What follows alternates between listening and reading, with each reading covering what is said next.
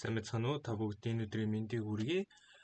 Өнөөдөр дэлхийн томоохон компаниудын ярилцлагын тэнцэх 150 өдрийн чаленжийн дараагийн өдөр эхэлж байна. За өнөөдөр бидний бодох бодлого бол юу бодлого байгаа? Invert binary tree гэдэг нэртэй бодлого байгаа. За тэгэхээр бид нэр одоо шинэ бүлэг сэдв рүү орж эхэлж байна гэдээ ойлгочих болно. Tree гэдэг сэдв рүү одоо мод тийм ээ. За тэгэхээр бидний хийх ёстой даалгавар нь юу юм бэ гэвэл биднэрт юу өгдөх вэ гэвэл одоо binary tree-гийн binary mode-ийн тийм root нь буюу одоо энэ node нь өгөгдөх нь байна. За тэгэнгүүт бид нар энэ node-ийг нь ашиглаад доогор нь байгаа за бүхийс тэр одоо child node тэр бүгдийг нь сольж бичих нь байна. За энэ дээр харагдаж байгаа чинь одоо зүүн талынх нь хөлөнд нь 2 байсан бол баруун талд нь аваачаад баруун талынх нь хөлөнд 7 байсан бол зүүн талд нь аваачаад за мөн 7-гийн доор байсан тоонуудыг хооронд нь одоо сориод одоо байрыг нь сориод бичих нь байна. За ерөнхийдөө бодлогын асуулт бол ойлгомжтой байх гэж найдаж байна. За гэхдээ бодлого бодно гэдэг бол тийм одоо харагдж байгаа шиг бол амар бишээ. Ялангуяа иймэрхүү одоо өгөгдлийн бүтцийн одоо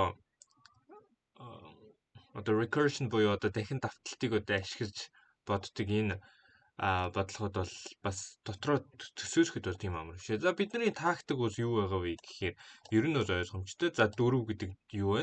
За тэгвэл энэ хоёрыг нь сольчих ёстой тий хэдүүлээ. За энд нь 2 байсан юм чи энийг нь 7 болгочих. Энд нь 7 байсан юм чи энийг нь 2 болгочих. За тэгэнгүүт хэдүүлээ одоохондоо ямар зөвхөн энэ хоёрыг л хооронд сорьсон байгаа шүү дээ. Тийм учраас яг доотлын нөөдүүд нь бол яг хэвээрээ байна гэсэн үг. 6-аараа солигдоогүй шүү дээ тий. 9 за 1 3. За яг хэвээрээ доотлын нөөдүүд нь бол. За тэгэнгүүт хэдүүлээ зүүн талынх нь юу руу ороод энэ хоёрыг нь дахиад сорьчих. За зүүн тал 100-аас явна гэсэн. За 4 зөвхөн зүүн тал руу гана. Ерөн ихэнх бодлогууд зүүн тал руугаа л ерөн бүгдээр явж байгаа доо. Зүүн тал руугаа яваад дараа нь баруун тал руугаа ордог тийм бодлогууд байгаа. За энэ дээр бол 1 3 нь бол хэвээрээ явж штэ тий. Яагад гэвэл бид нэр зөвхөн зүүн талыг сорж. Тэнгүүд 7 дээр ирээд 7-гийнхоо 2 юуг нь сольжцоо. Тэ? Тэнгүүд одоо 9 дээр хүрээд ирээ л та. Тэнгүүд 9 дээр хүрээд ирэхээр чи доотлын 2 сорих юм байхгүйсоо за тэр хоёрыг нь соригчдоо гэж бодоод доошоогоо орсон чинь одоо энд бол одоо нөөз биш шүү дээ тий. Ямарваа нэгэн нөөд байхгүй. За тэгвэл буцаагаад 9 рүүгээ орсоо. 9 рүүгээ ороод баруун тал руугаа одоо юу шалгах хэрэгтэй шүү дээ тий. Баруун тал нь дахиад нөөз байна. Тэнгүүд дахиад 7 руу орно. 7 руугаа оронгууд 7 дээр угаас үйлдэлээ хийцнийг бид нар мэдж байгаа юм чинь дараа нь 6 руугаа орно шүү дээ тий. 6 руугаа ороод доотлын 2 одоо нөгөө null point руу хэдүүлээ сольих хэрэгтэй тий. Энэ хоёр нь хоосон байгаа. За тэнгүүд сольсныхоо дараа 6-гийнхаа зүүн тал руу орно тий. Зүүн тал руу орсоо буццаа баруун тал руу орсоо байхгүйсоо буцлаа. 4 дээр үрж ирлээ. Дараа нь 4-ийн чинь зүүн талыг хэдүүлээ бүгдээ хийгээд дуусчих юм чи одоо баруун тал руугаа орно тий. Баруун тал руугаа орсоо одоо нөгөө 1 3 2-оос сольчих нь шүү дээ. Эндээ 3-ыг авчирсан, эндээ 1-ийг авчирсан. Сольсоо. Дараа баруун тал юм чи зүүн талд нь байна уу гэдгийг шалгана шүү дээ. Зүүн талд нь ямар нэгэн нөөд байна уу гэдгийг шалгана. Байна. Тэгвэл ийшээгээ ирлээ. Ийшээгээ ирлээ 2 нөөд поинтроо сольсоо. Дахиад зүүн тал руугаа орсоо энд нь нөөд байна. Тийм учраас буцна. Баруун тишгээ орсоо. Нөөд байна буцна. Одоо баруун тишгээ орно. За энэ хоёрыг сольжод яг ижигхэн таа. За ерөнхийдөө бол бодлогын үндсэн санаа нь бол ийм байх нь байна. За ойлгомжгүй байвал одоо энэ tree гэсэн энэ сэдв ялангуяа binary tree гэсэн энэ сэдвийг бол дахиад эргээд интернетээс үзсэн дээр баха. Яг тэгвэл энэ бол ярилцлагууд компани ярилцлагууд бол бас ихээр орж ирдэг ийм бодлого байгаа. За хэдүүлээ тэгээд кодч үздэхээ энэ бодлогоо. За код нь яаж бичигдэх вэ гэхээр хэдүүлээ recursion ашиглах recurrent тийм одоо функц гэх юм уу тийм арга ашиглах учраас хэдүүлээ юу гэж те хамгийн ихсээд одоо base case-ийг хэдүүлээ биччихье те.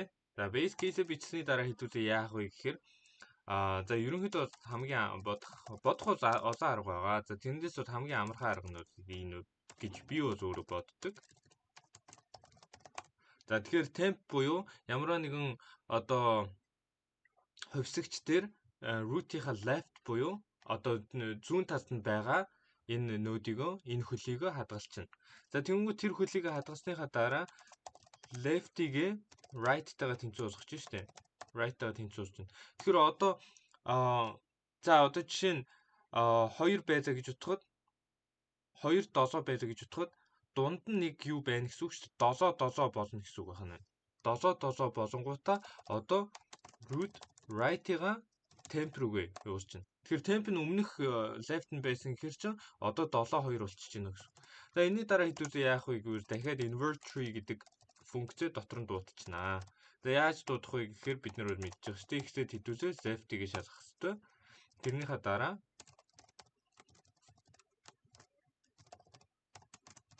right-ыг шалгах хэрэгтэй тийм ээ. За тэгэнгүүт хэдүүлээ root-ээ return хийх хэрэгтэй. За хэдүүлээ шалгаад үзцгээе бодолтоо. За болж юм тийм ээ. За ерөнхийдөө бодлогын санаа нь ийм мэдээж анх бол ойлгоход бол хэцүү, амаргүй байх. Тийм учраас миний бас тайлбарласан тайлбарыг сайн үзээрэй. Тэр зүүн тишээ явах, баруун тишээ явах гэдэг тэр байдлаар ойлгол бас илүү амар баха. За тэгээ мөн одоо con stack гэдэг зүйл байгаа. За con stack гэдэг зүйлийг ч гэсэн ойлгоч бас зүгээрээ. Тэгээд ерөнхийдөө бол энэ бодлогын санаа бас recursion дээр явж байгаа. Мөн tree гэдэг бид нэр өгөгдлийн бүтцийг бол ашиглаж байгаа гэдээ ойлгож байна. За асуулт байвал комент хэсэгт үлдээгээрэй. Тэгээд бичлэг таалагдсан бол лайк болон subscribe хийж манай чаналыг дэмжээрэй.